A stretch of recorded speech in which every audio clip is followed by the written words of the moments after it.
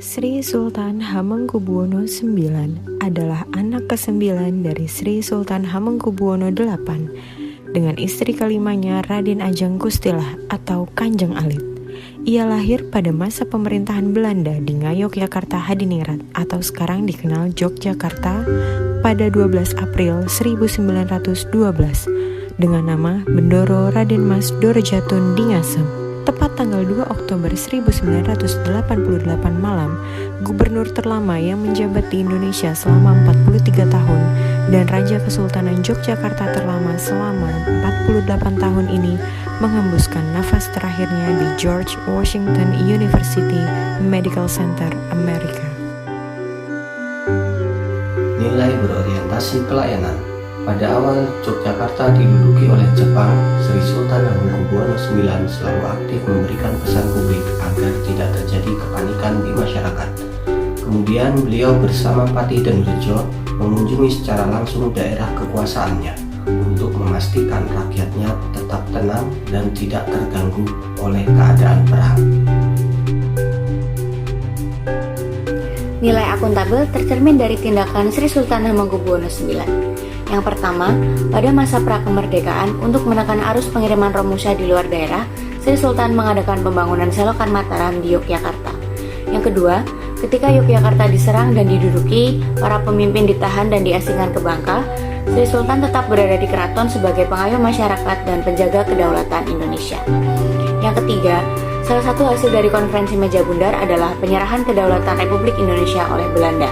Karena alat pemerintahan masih berada di pengasingan, Soekarno memberi kekuasaan kepada Sri Sultan untuk menerima kembali kekuasaan penuh atas Republik Indonesia, yang saat itu hanya tinggal Yogyakarta.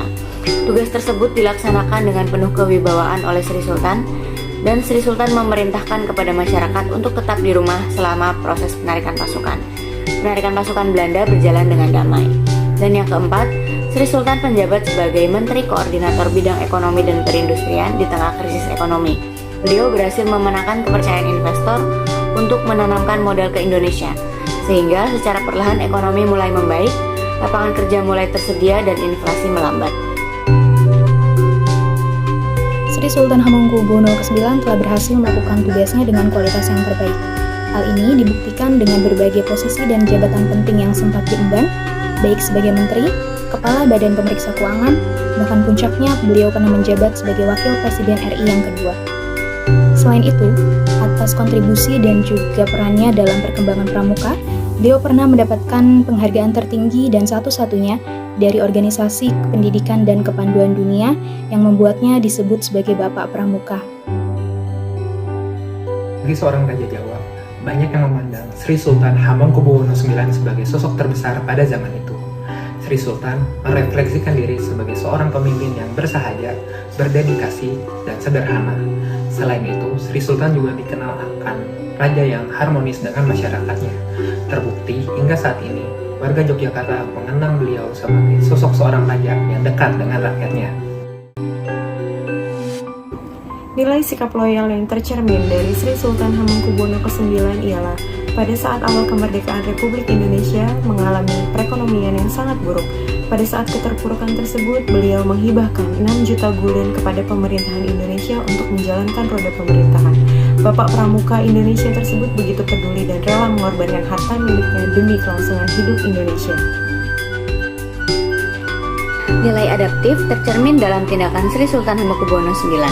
Yang pertama, setelah Indonesia menyatakan kemerdekaannya, Yogyakarta yang saat itu merupakan kerajaan otonomi menyatakan bergabung dengan Negara Kesatuan Republik Indonesia. Yang kedua, karena kondisi Jakarta yang tidak aman, pada 4 Januari 1946 dilakukan pemindahan ibu kota ke Yogyakarta. Sri Sultan sebagai tuan rumah mempersiapkan segala sesuatunya dengan matang. Nilai kolaboratif dari Sri Sultan Hamengkubuwono IX ini tercermin ketika ia melakukan koordinasi dan komunikasi secara rahasia dengan Letkol Soeharto yang saat itu menjabat sebagai Komandan Brigade 10.